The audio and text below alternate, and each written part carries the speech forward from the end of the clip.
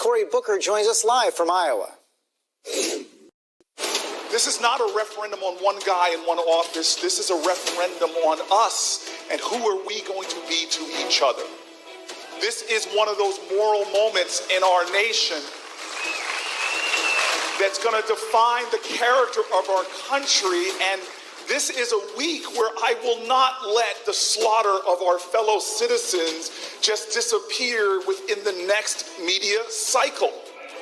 Senator Cory Booker in Iowa Friday night. He joins us live from Dubuque this morning. Senator Booker, thank you for joining us this morning. You've been pretty clear all week long that this issue is a matter of morality, not politics. But I guess the big question is, how do you transform a moral moment into practical action? You know, President Obama spoke in moral terms after Newtown. He sang Amazing Grace after the massacre in South Carolina. But Washington didn't act in a meaningful way. How can you succeed where President Obama failed? Well, it can't be a me, it has to be a we. We have a nation right now where people are feeling the fear penetrating our culture, from talking to even Latino leaders in the media telling me about how family members are afraid to speak Spanish in public now. I have had teachers telling me about what kind of surrender is it in our society where we tell our children basically we can't protect you, so we're going to teach you in school how to duck and cover and shelter in place. More and more Americans are seeing that this is a matter of freedom in this country. Will we be a nation free from fear, free from violence, free from a culture where mass shootings happen almost with a regularity where it's happening every day? And so I think this is the time to lead and take responsibility, to be a lot bolder than just small steps towards safety and security. And I think that I can be a leader with Americans activating and engaging on this issue that actually pass meaningful common sense gun safety that makes our children, our families, our churches, mosques, our shopping centers safe. You say boldness is the answer. You want to call for gun licensing, nationwide gun licensing, but how can you pass that when even background checks, which 90% of gun owners, according to some polls, support, can't get through the United States Senate? Well, again, I think it's a matter of leadership, presidential leadership. I hear a lot of the pundits say that if Donald Trump actually took responsibility for this moment and stepped forward and said this is something we should do, that it would move Mitch McConnell and a lot of other folks. We need a president that's willing to drive forward on this issue and hold people accountable. I think that we can make this an issue really in our nation where people who have sworn an oath really helped be a part of a government that's primary responsibility is to keep people safe, that we can begin to hold them accountable. And if they fail to be accountable, we can begin to win seats, flip, in the same way the NRA in the past has been able to make such a big difference in elections, so much so that many Republicans are afraid of them. We can flip that around and make them afraid of the overwhelming majorities of Americans that will hold them accountable. That's the kind of tough leadership we need right now that's going to make sure that people who do not step up to protect this nation pay a price for that. You say that gun control is part of the answer, also taking on the rhetoric of hate. And here's part of how you talked about that this week. Because if the answer to the question, do racism and white supremacy exist, is yes, then the real question isn't who is or isn't a racist, but who is and isn't doing something about it. There's no neutrality in this fight. You are either an agent of justice or you are contributing to the problem. You made it pretty clear you think President Trump is on the wrong side of this fight. Does that hold for his supporters too? And I guess my question is, how do you call out President Trump on the issue of white supremacy and racism without alienating his supporters? Well, that's, I guess, really what I've been trying to say. This impotent simplicity of who is and who isn't a racist is really not the question. If we have racism in our country and we are all in this together and we believe that injustice anywhere is a threat to justice everywhere, what are you doing about that injustice? It's not enough to say I'm not a racist in America. If racism exists, you need to be anti-racist. Same thing with anti-Semitism. I can't sit idly by if my Jewish brothers and sisters are facing that kind of violence and that kind of evil. We are all in this together. So if someone is supporting President Trump, they're not anti-racist? No, I'm not saying that. And again, this is the kind of slicing and dicing that often tries to pit us against each other. If we have a nation where someone doesn't feel comfortable where someone could be a victim of a violent attack. And remember, white supremacy and white supremacist attacks are on the rise. The majority of our terrorist attacks in this country since 9/11 have been right-wing extremist groups or white supremacist groups. And so if this kind of strains exist in our society, we all Americans should say this is not who we are, and we have something to do about it. Remember, King said more eloquently to me, he said, what we have to repent for in this day and age is not just the vitriolic words and violent actions of the bad people, it's the appalling silence and inaction of the good people. Does the government need more? That's my point. Does the government need more tools to take this on as well?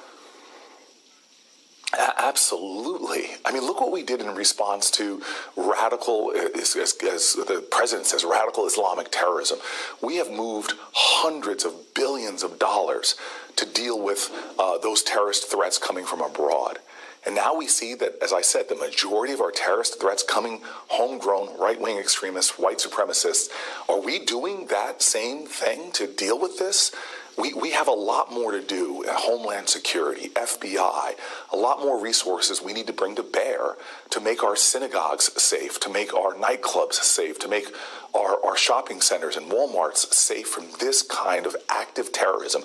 And the problem we have is in the White House is not somebody who's stepping up and saying we're going to deal with this, but the resources, energy. We have somebody who's actually adding to it, who is contributing to this kind of divisiveness and these kind of dark forces in our nation through his own rhetoric, through the way he talks about Americans, through the bigotry that passes through his lips that incites white supremacists to literally use his language in their chat rooms to further activate this kind of hate.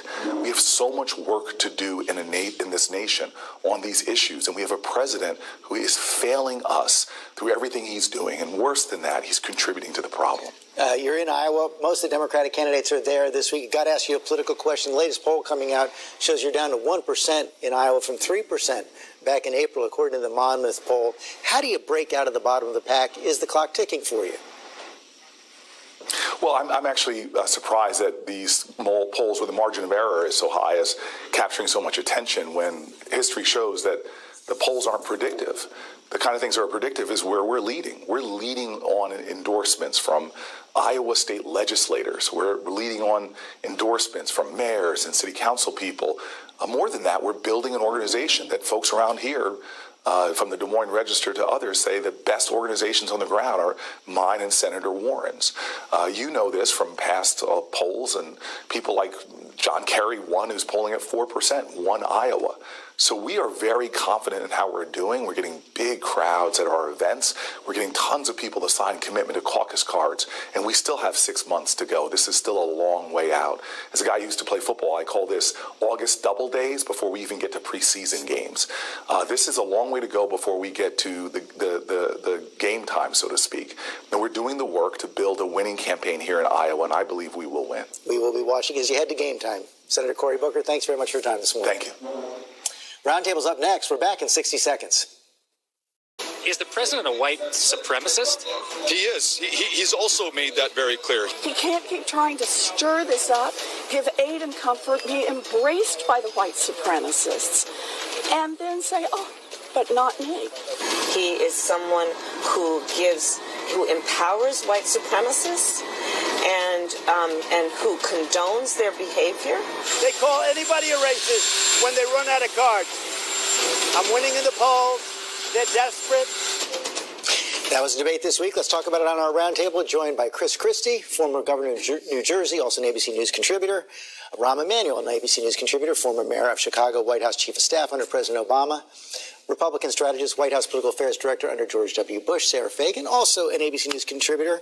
Patrick Gaspard, I think we have to hire you. You're the president of the Open Societies Foundation. You were also political director in the Obama White House. And Rahm, let me begin with you, and let me try to get to the question I was trying to get at with Senator Booker earlier. Are we in a new moment on the issue of guns, on the issue of violence, on the issue of domestic terror? Or are we going to see the same ritual again as we've seen before? Spike in interest, it recedes. I think we are in a new moment, going back to also the Brady bill and the assault weapon ban that we passed in the 90s as a point person for President Clinton. One is I would suggest focus on the people that use it, not just the weapons. That was key to both passing the Brady bill and assault weapon ban. Two, I don't think Democrats should be so quick to go right to background checks and red flag. I would put an assault weapon ban clearly on the table, and I'd also be demanding also of before background checks. As part of the whole package. This is a once-in-a-lifetime opportunity. There hasn't been gun legislation since Bill Clinton in '94 passed the assault weapon ban as part of the crime bill.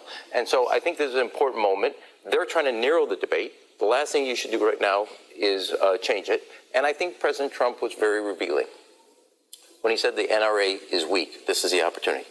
Now the question is, does he, as he has said before, want to focus on the suburban vote? And I think this is the opportunity. He has to make a decision. This goes to one person because he can give every Republican the cover. This is not a Democratic problem. This is gun control is a problem in the Republican side, and he can give cover to that and vote. then Sarah, because doesn't the president have to choose here? He said, on the one hand, the NRA is weak. On the other hand, he wants to work with them. Doesn't he have to choose between the NRA and getting something done? I don't think he has to choose that. I think what he's got to decide, George, and I think he has decided, that he wants to see expanded background checks. The real question is going to be, Rahm is expert at legislative negotiation, but in the end, Democrats have to decide whether they're going to be willing to take a deal. Right. And because I think there's a deal to be made on red flag and on expanded background checks. And I think the president has made that really clear. And I think he will do it. I believe he would be willing to make that deal. Now, are Democrats going to be willing to give him that win? You hear all the time Democrats saying they don't want to make a deal with the president because they don't want to give him a win. Well, if you really care about this issue, then take what you get now. So, but a real background check bill, Sarah Fagan, is opposed by the NRA as recently as Friday night. Again, are you saying, I heard you saying right to Chris Christie, you think Mitch McConnell, Republican majority in the Senate, is ready to forsake the NRA? I think that there is a increasing will among Republicans to do something, including many gun owners in America. The question is what and how it's put together and how background checks go, and can family members pass guns down from generation to generation, and all these questions need to be ironed out. As it relates to Democrats, Ron brings up the assault weapons ban, which I don't think there's will to get done in the U.S. Senate. But what we hear on the campaign trail is Beto O'Rourke saying he's for mandatory buyback programs. That's another word for confiscation. Democrats on the trail are going to go too far and potentially risk an opportunity to do something on this issue.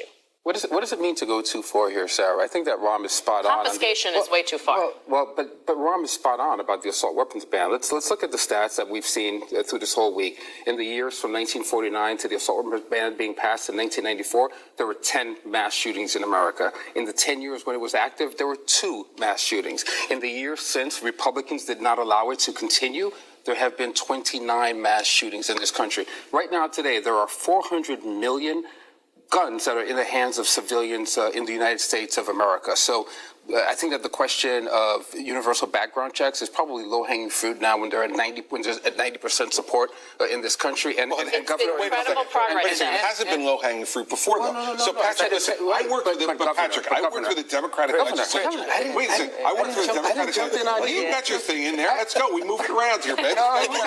Listen, 8 years I worked with the Democratic legislature, and every time in a Democratic state, I had to decide, was I going to take a deal that was there and that would move the ball down the field? Let him finish. Well, treat this like the Iowa State Fair, Governor. Bring it back over here. Let's remember that when Rahm and Democrats and some Republicans passed the ban in 1994, it had 77% support in America, and yet it still took the active lobbying of former presidents Ford, Carter, Reagan, all coming together with President Clinton to get this darn thing done. I think that President Trump is inconsistent at best and actually schizophrenic on policy. We don't know what he'll say tomorrow, and I think that Democrats are right to continue to press the case on assault weapons ban and to force the president to be as Well, let me push this back to Rahm, though, and press the question that Chris is asking. If the president is for a real background check bill, I think that's an open question right now. Sure. If he's for a real background check bill and a real red flag bill, should the Democrats take that deal? Yeah, first of all, I think right now, it's way too quick to say that. And there's a mismatch. Let's be honest what we're talking about. There's the policy that Patrick talked about, which is the assault ban worked. It expired in 2005 under George Bush, and there was no real push to keep it going. Some question about definitions. Just finish. Second is what is doable in the legislative branch. Part of being a leadership is matching policy and politics together. Does it mean that you narrow down this quickly? I would not. And I would also add to the issue, it's very clear that there's a lot of holes as it relates to domestic violence abuse and a relationship to guns. And before we go to background checks, which have a lot of details, red flags, I would say there are two other issues that should be part of this discussion, and we're not going to let the discussion not only from the policy standpoint be narrowed, but from the politics. That is, there's a lot of issues that Republicans, they just want to get this issue as quickly as possible off the table. My view is this is a moment to fundamentally change the safety of the American people. I agree. This is a moment. And either you're going to take a deal or you're not going to take a deal. And you got to, that also applies, Chris, that also applies both ways. You're either going to take and make progress or you're not. Well, that's right. And if the president is ready to make progress on things like background checks and red flag laws, if Democrats want to put politics ahead of policy, they want to put politics ahead of policy. The deal. But here's the thing. We can talk about an assault weapons ban or banning certain types of guns. We can. This is such a multifaceted problem, though. And it's important to note this because part of the reason for the rise of these incidents is the feedback loop that is being created on the internet, where people who are vulnerable go online, feel validated. This has to be solved through technology. There's mental health issues that need to be addressed. And yes, there are some things that need to be done relative to access to guns by mentally unstable people. What you didn't mention there is also the rhetoric inspired from the top on this as well. And I think that's fair. And the research shows there's no real causal relationship between the mental health issues and these mass. Oh, that's not true. That's not true. But the rhetoric from the top matters here. And a president of the United States has to understand that a moment like this is not an I moment in history, it's a we moment in history. And instead, we have a president who's creating photo ops, who's holding a baby, who's the survivor of a shooting, giving a thumbs up, who's attacking Democrats and politicizing this moment through the lens of an election. We don't have leadership right now. If we want to talk about politicizing this moment, Governor, Beto O'Rourke in the last week, Patrick, has politicized this moment in an attempt Beto O'Rourke is not the president of the United States. I sat in this Beto O'Rourke is not president of the United States. Well, Beto O'Rourke wants to be president of the United States. This is a moment and the media is giving him time to do this, and he has politicized this moment in a way. What he should be doing is being a lot more thoughtful, like we just heard Senator Booker do. Now, Governor, I don't always agree with everything that Senator Booker does, but he's thoughtful on this issue. But I can, some of us are old enough to remember that when we had a president of the United States named Barack Obama, and he dared to put his feet up on the Resolute desk in the Oval Office, conservatives and Republican leaders lost their hair and said that he was debasing the office. Now we have a president who in this moment has retweeted white supremacists, who has expressed sympathy for those who are espousing violent hatred in this country, and who has been inconsistent on leading on this legislation. We have to focus there, Governor. Patrick is 100% right. A president of the United States has a responsibility with the office that comes in. Once you win that office and seek it, you have a responsibility to lead this country at every moment, from the Challenger, 9/11, Oklahoma, to the Baptist Church in Charleston, to speak to the better angel of this country, that out of many comes one. This president, who was at one time a symptom of a problem, is now the cause of the problem. And he is, in my view, it's an incredible time here. He has a chance to actually raise his and use the presidential, not only soapbox, but the voice and the moral voice. And he has abdicated the responsibilities because he is stirring and actually giving voice to the dark forces. He was once a symptom. He is now a cause of the problem. But I agree the president should use different rhetoric often in these debates. George Bush was very, was the model for it, and President Clinton and others as well. But it's also important to note, you have a president calling for background checks, which is against where his party has been, which is against where other Republican presidents have been. That is real progress, and we have to give him credit. We're talking about, great. But there's a moral component to this. Here, I'll give you two juxtapositions, side by side on the camera. In Hong Kong, he is silent where he needs to raise his voice. Here at home, he is using a megaphone where he should be silent and hear what is happening to the anguish. This country used to assimilate people. Today, we alienate people. And that is a major crisis, and he has abdicated his responsibility that comes with being president. And let's talk about how the president's responded to the crisis in the last week. The way he's responded to has been to visit El Paso, to visit Dayton, and to call against the wishes of the NRA. A Republican president has called for universal background checks and a red flag law. Now that's leadership too, Ron. And you can listen. Wait a second. You can say, and I have been critical. And I've been Patrick, please. I've been critical. I've been critical of the president's rhetoric at times, as you know, sitting at this table. And I've been critical to him personally at times about his rhetoric. But this week, he has moved further than George W. Bush ever moved on this issue. Then previous Republican presidents before George W. Bush ever moved this issue. So if we're going to criticize the president at times, as we do at this table rightfully, then we need to give him credit this week for the fact that he's in fact trying to move the Republican Party in a different direction than it's been done before. The president visited those communities and used the opportunity to attack and take on political opponents and to launch a campaign-style video about himself. Let's be honest about what happened. Now, on background checks, Governor, you're spot on that the president has indeed said this, but this is the same president who, an hour from now, is probably sending another Valentine to the dictator of North Korea. We don't know where he will be on this policy. Let's see whether or not he's prepared to use his. He has, and then faded quickly. Let's see if he'll use this political. It's a different moment now, and I think, and I can tell you that the president has decided that he wants to move in this direction, and against not only the NRA but also people like Senator Barrasso, who's come out and said he didn't want to do it. But the question's still going to come down to Democrats, George. Are they willing to make a deal with the president? Should ask Mitch McConnell to bring the Senate back from recess to start moving on these bills.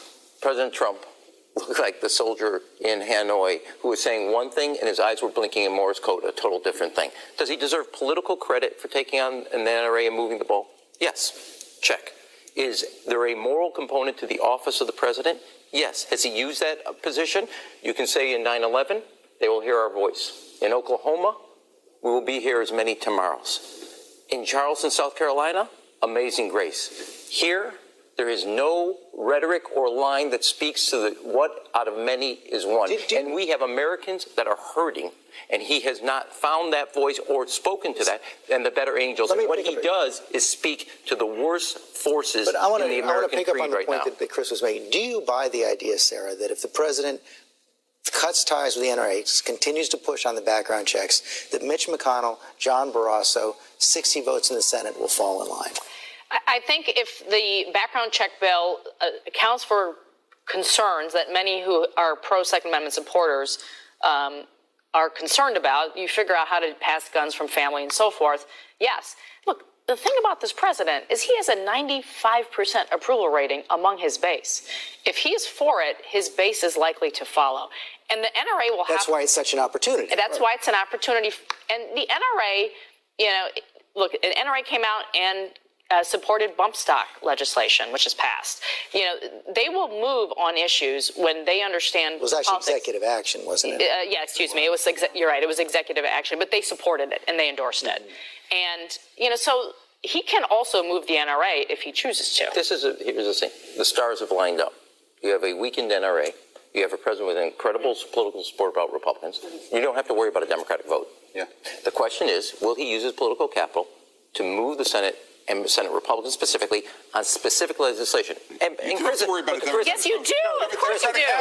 No, the House has already passed. The House already passed the background check. We'll update your political. We're going to see what bill the Senate passes, and it's not going to be the identical bill. They're going to wind up being only 8 Republicans. Sorry, George. When we did the assault weapon ban, it passed in the House by 1 vote. Yeah. I remember all the phone calls all until 3 in the morning. I told President Clinton at 3 in the morning people are sleeping. You can't call him. He kept calling. We passed it by 1 vote.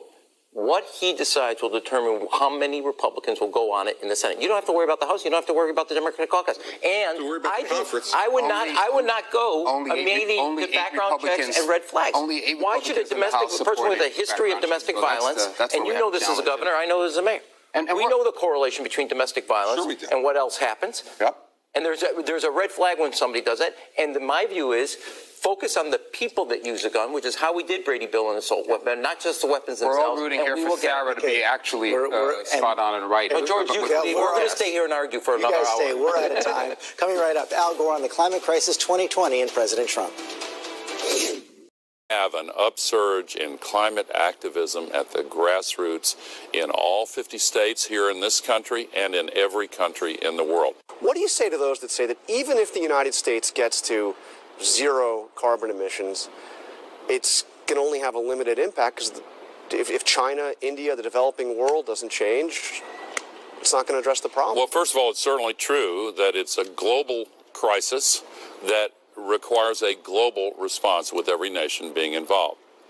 But secondly, we are still in an era of history where the United States of America and only the United States of America can provide the necessary leadership to rally nations around the world to do the right thing. You know the argument, because you've heard it many times, of conservatives who say, look, why should the United States bear the brunt of this? A word like brunt implies that it's a painful and costly transition, right, when in fact, this is the best way to create millions of new jobs.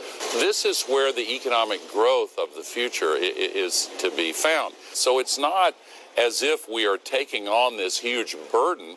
We're doing things that are benefiting us in other ways anyway. You said back in 2006 that the world would reach the point of no return if drastic measures weren't taken to reduce greenhouse gases by 2016. So here we are. Is it already too late? Well, some changes, unfortunately, have already been locked in place. Sea level increases are going to continue no matter what we do now. But we can prevent much larger sea level increases, much more rapid. Our Chief Justice Correspondent Pierre Thomas tracking all the latest developments. And Pierre, as I point out, this is a federal prison. The AG responsible. In the end, he's ordered an inquiry. George, this is one of the most high-profile prisoners in the system. This cannot happen. This should not happen. The Attorney General said he was appalled that it happened. He said it raises serious questions, and we know now just how serious. The FBI immediately launched an investigation. Also, the Justice Department Inspector General has launched an investigation as well. Cannot happen, should not happen. But the big question is, why wasn't he on suicide watch given what happened 2 weeks ago? George, the man was sent to the hospital with abrasions or something on his neck under suspicious circumstances. He was placed on suicide watch. Then 6 days later, he was not on suicide watch. The question is why? How did that happen as well? We also know that the guards didn't complete all of their rounds on Friday night into Saturday morning. Supposedly security cameras in the prison. We should know what happened, right? Well, by now, they should know what happened. They should have been able to watch the surveillance camera footage and see what happened. But we don't know yet if the footage, what it shows. Do they suspect foul play? George, right now, based on my conversations, it could be anything. And until we know more about the specifics, until they have some transparency, and I think they need to come out relatively quickly and say, yes, there's surveillance footage that shows that he took his own life.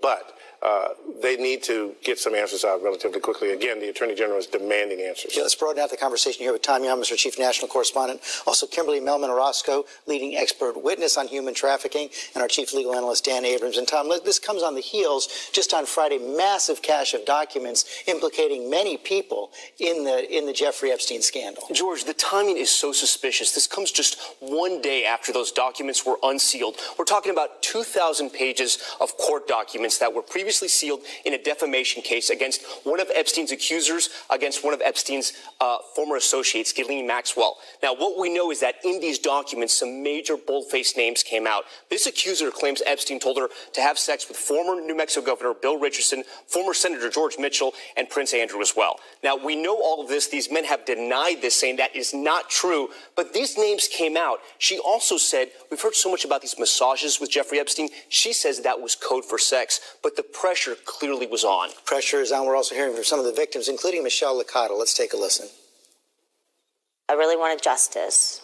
I really wanted him to take up for what he did and to be put in jail or prison and have to sit there and think about what it is he exactly did to so many people. Kimberly, this is just one of many victims, and accusers, I should say, who are just outraged. Absolutely. And for these victims, they really wanted to see him go through the court process. They wanted to see that conviction. They wanted to see him taken to task for everything that they alleged he had done to them.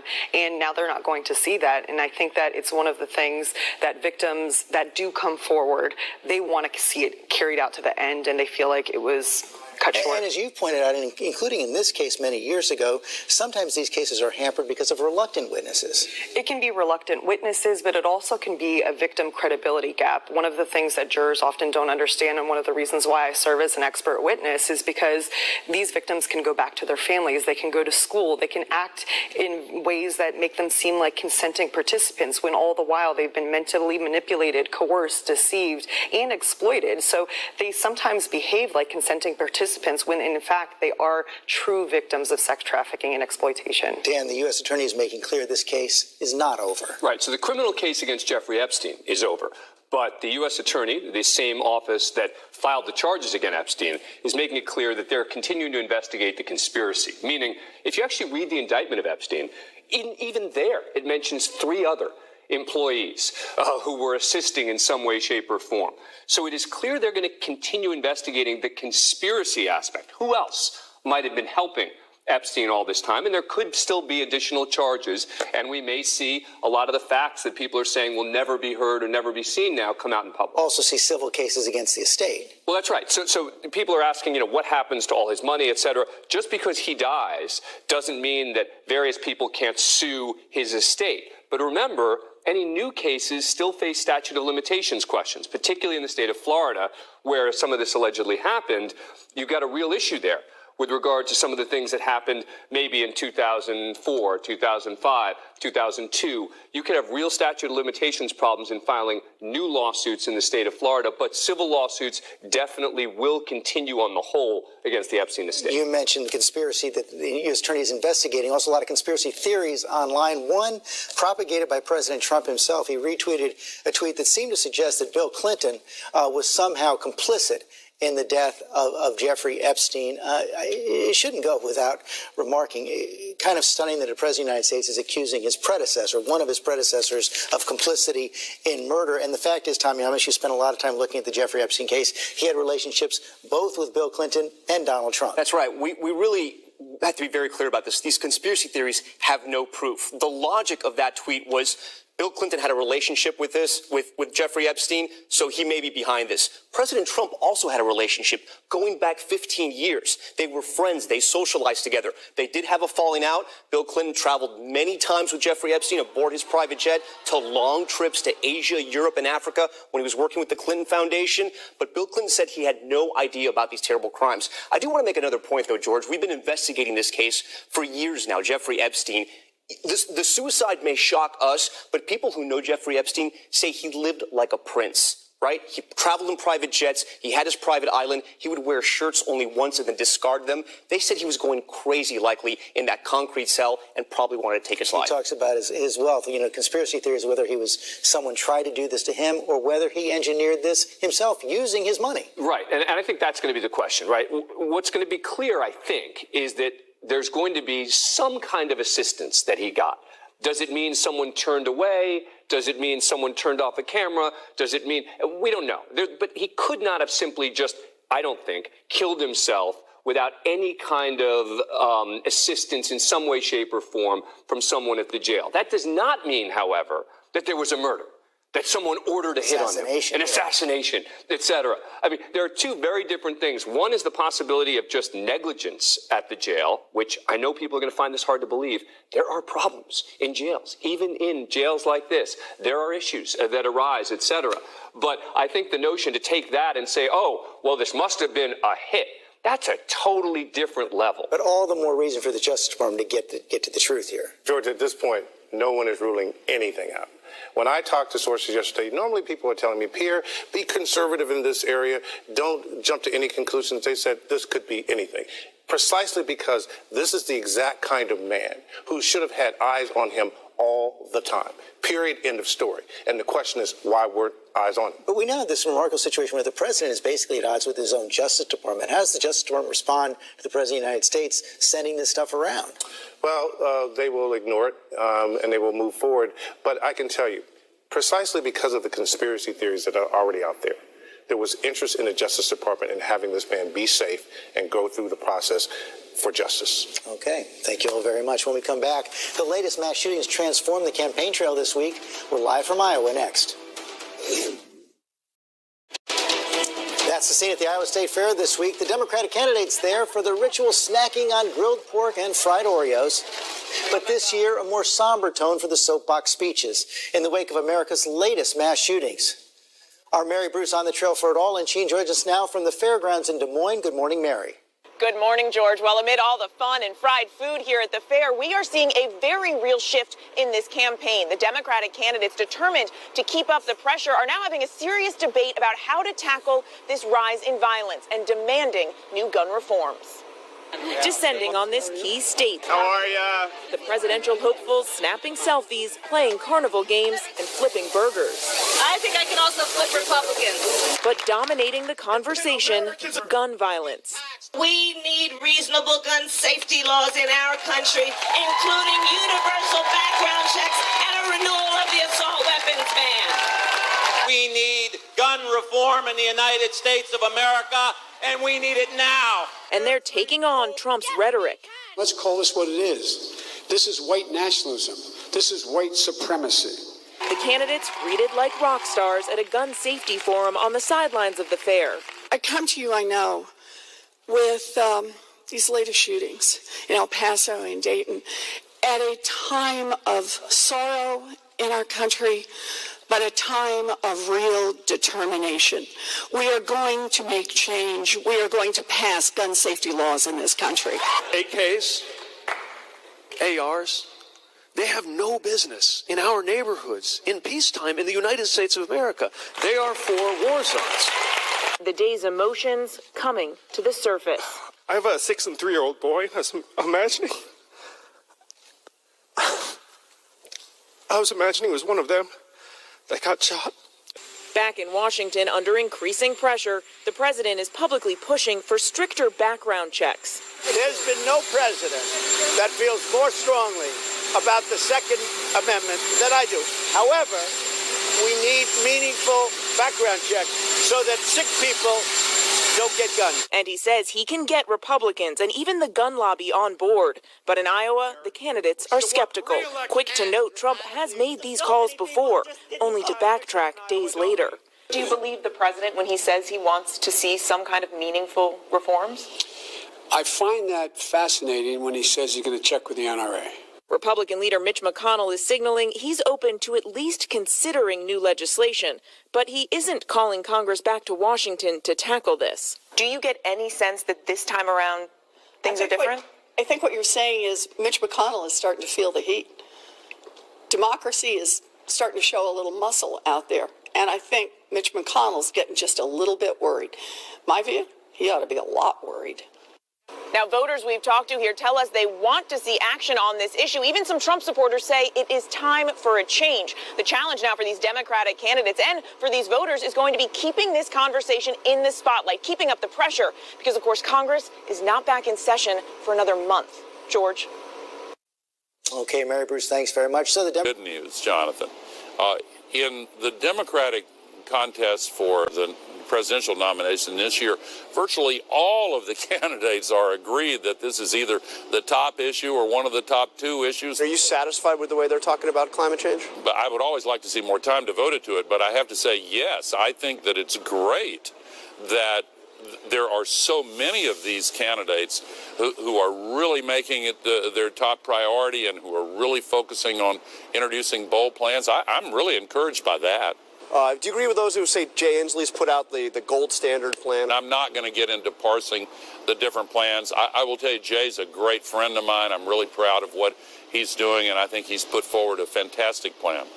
Governor Inslee said that Joe Biden has, quote, a middling plan that's not going to save us. But is Biden's plan a middling plan? He would get to zero emissions by 2050. Is that enough? Well, look, again, I'm not going to critique the specifics in each candidate's plans. I don't know if there's anybody in political life who knows Biden as well as you do or knows his situation as well as you do. A vice president running for president. You served in the Senate together. So what is your advice to Joe Biden running as a former vice president? Well, several of the candidates have called to ask for advice, and I give it privately when they ask. I'm not going to get into public advice to any of these candidates. But you dealt with exactly the same situation, which is you get to run on or get attacked for everything that the president, you were vice president for, did. How do you deal with it? How did you deal with that? That sounds surprisingly similar to the question you asked me just before this one. It's not. It's a little different. It's about your experience. You ran as a vice president. Well, and you had a president that was complicated. I'm not saying it's not a great question. I'm just saying that I'm going to dodge your question. You're just going to dodge it. Well, I just don't want to get into, picking each individual candidate and laying out advice for them. So before we go, a couple things about Donald Trump. You obviously met with him during the transition. Yeah, and had conversations with him after he went into the Oval Office as well. Did you think you could get through to him? I thought it was worth trying. I did think at the time that there was a chance he might change on climate when presented with the facts. I was clearly wrong about that. I think it was worth the effort to see, but I was wrong. He doesn't want to change on it. Would you talk to him again? Oh, gosh. Look, if a sitting president of the United States calls you and wants to talk about an issue, I think the answer has to be yes, but I would do so without any expectation of reasonableness or responsiveness. You saw impeachment up close, very close. Yeah. What do you make of those who say it's time to begin impeachment proceedings? My own view is that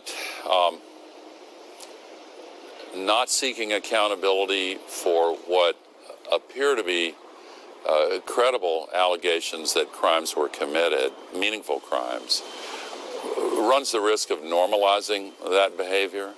I think that what's going on now with Chairman Nadler is the right course of action, and that is to gather evidence and begin an inquiry to see what other evidence is available, and then make that a decision to go forward when the time comes. Mr. Vice President, thank you very much. Appreciate your time.